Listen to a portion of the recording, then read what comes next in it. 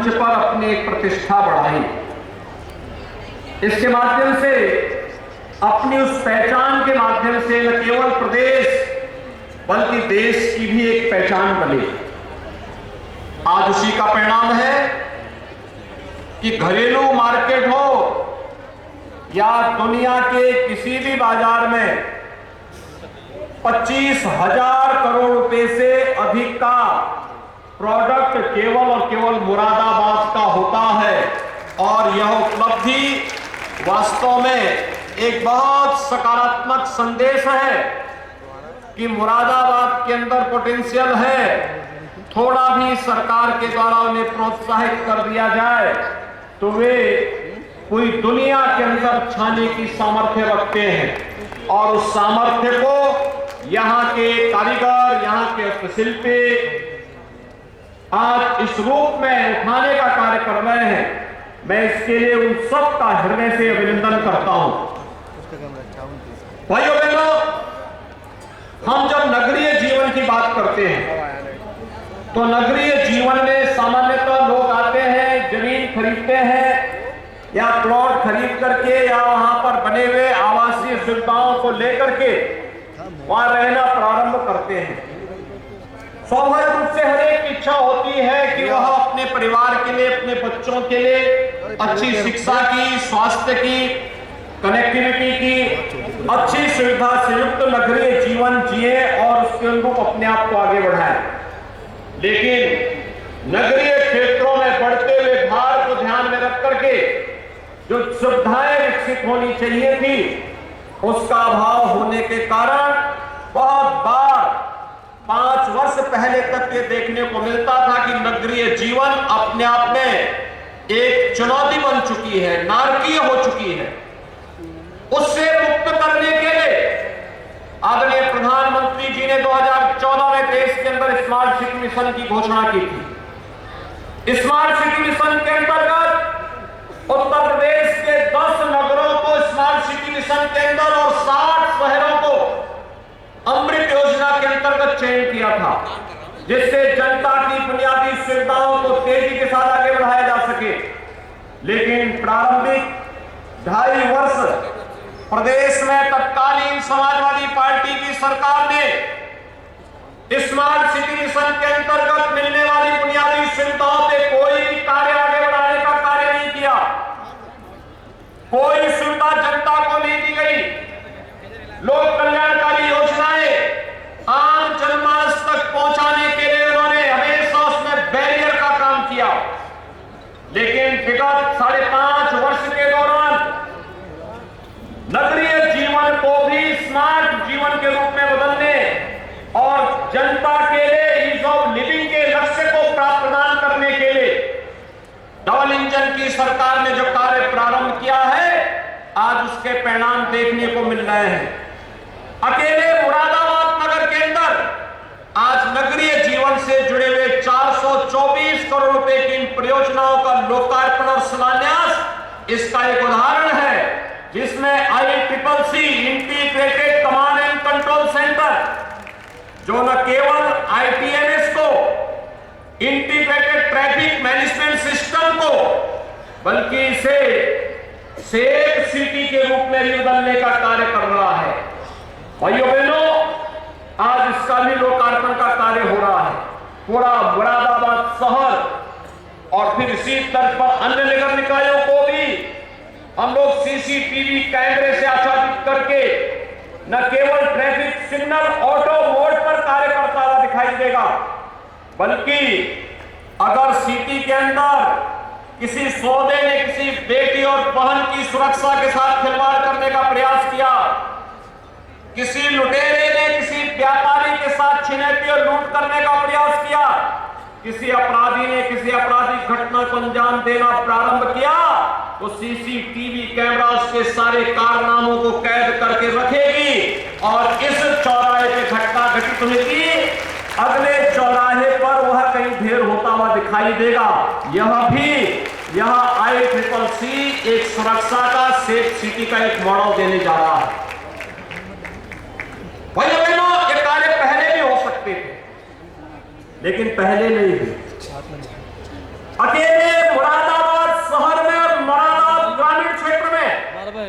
लगभग 37,000 से अधिक गरीबों को प्रधानमंत्री आवास योजना और मुख्यमंत्री आवास योजना का लाभ उपलब्ध हो रहा है। इन गरीबों को पहले भी आवास मिल सकते थे। भाइयों बहनों, प्रदेश के अंदर अब तक हम 45 लाख गरीबों को एक आवास उपलब्ध करवा चुके हैं। 2,61,00,000 गरीबों को ग्रामीण क्षेत्र में और लगभग 10 लाख गरीबों को शहरी क्षेत्र में शौचालय की सुविधा का लाभ उपलब्ध प्रदान कर चुके हैं।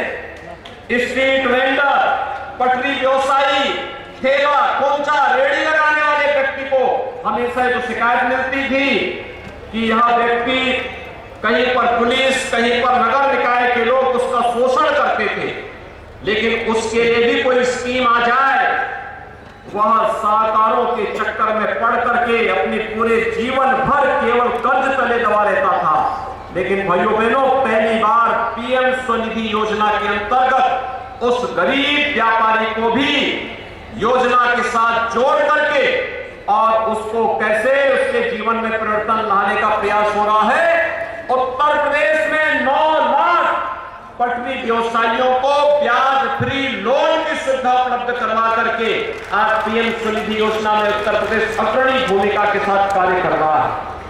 ये पहली बार देखने को मिल रहा है कि जो भी योजनाएं हैं, चाहे वह पीएम आवास योजना हो, स्वच्छ भारत मिशन के अंतर्गत शौचालय के निर्माण का हो, चाहे वह पीएम स्वनिधि की योजना हो, वृद्धावस्था पेंशन का हो, दिव्यांगजन पेंशन है, निराश्रित महिला पेंशन है, कन्या सुमंगला योजना है, मुख्यमंत्री सामूहिक विवाह की योजना है, या फिर अन्य जितनी भी लोक कल्याणकारी योजनाएं हैं, बिना भेदभाव के इन योजनाओं का लाभ हर गरीब को उपलब्ध करवाने का कार्य हो रहा है। कोई भेदभाव किसी के साथ नहीं, न जाति के नाम पर, न क्षेत्र के नाम पर, न मत और मजहब के नाम पर। हर एक व्यक्ति को पात्रता की श्रेणी है तो उसको इसका लाभ मिलना चाहिए। और सरकार और प्रशासन आकर के, जनप्रतिनिधि आकर के कैंप लगा करके उन योजनाओं से इन्हें जोड़ने का कार्य किया जा रहा है। आज ये मुरादाबाद, जहां का हस्तशिल्पी और कारीगर सैकड़ों वर्षों से अपनी हुनर का लाभ इस जनपद को एक पहचान दिलाने के लिए करते थे, प्रदेश में एक पहचान दिलाने के लिए करते थे। पिछली सरकारों के भ्रष्ट कारनामों के कारण एक समय तो पीतल उद्योग यहां का बंदी के कगार पर पहुंच गया था, क्योंकि उनके पास कोयले से चलने वाली भट्टी थी। पॉल्यूशन कंट्रोल बोर्ड लगातार वहां छापेमारी करता था। आज तो हम लोगों ने वहां पर सीएनजी और पीएनजी की सुविधा उपलब्ध करवाने के और उन्हें कनेक्शन देने की कार्रवाई कर दी है, और बहुत शीघ्र कोई भी भट्टी कोयला से नहीं बल्कि पीएनजी से ही संचालित होगी। इस प्रकार की व्यवस्था देकर के, पॉल्यूशन फ्री माहौल में देकर के उन्हें एक अच्छा वातावरण भी किया जा रहा है। हर जनपद में एक्सपोर्ट प्रमोशन की कार्रवाई हो रही है। आज उसी का परिणाम है कि लगभग 13 से 14,000 करोड़ रुपए का प्रोडक्ट पीतल का अकेले मुरादाबाद से एक्सपोर्ट हो रहा है। भाइयों बहनों, एक्सपोर्ट होना किसी भी राज्य और जनपद के लिए उपलब्धि होती है, और 5,000 से 5 वर्ष में ये 14 से 15,000 करोड़ रुपए का एक्सपोर्ट पहुंचना एक सुखद लक्षण दिखाई दे रहा है कि यह एक हम अच्छी दिशा में कार्य कर रहे हैं। भाइयों बहनों, आज प्रदेश में निवेश का एक बेहतर वातावरण बना है। सुरक्षा का बेहतर वातावरण देने का परिणाम है कि उत्तर प्रदेश देश के अंदर ईज ऑफ डूइंग बिजनेस में एक अच्छी सफलता के साथ आगे बढ़ा है। हम पहले 14वें स्थान पर थे, आज नंबर 2 स्थान पर आ गए, और बहुत शीघ्र उत्तर प्रदेश व्यवसाय की सुगमता में देश के अंदर नंबर 1 स्थान पर होगा, और देश की नंबर 1 इकोनॉमी के रूप में भी उत्तर प्रदेश को स्थापित करना है। आज यही आह्वान करने के लिए मैं आज मुरादाबाद के उद्यमियों का आह्वान करने के लिए आपके बीच में आया हूं। भाइयों बहनों, बुनियादी सुविधाएं सरकार दे रही है, सुरक्षा सरकार देने के लिए प्रतिबद्ध है। अपराध और अपराधी के प्रति, भ्रष्टाचार और भ्रष्टाचारी के प्रति सरकार की नीति जीरो टॉलरेंस की है, और मैं इसीलिए आज सभी प्रबुद्ध जनों का आह्वान करूंगा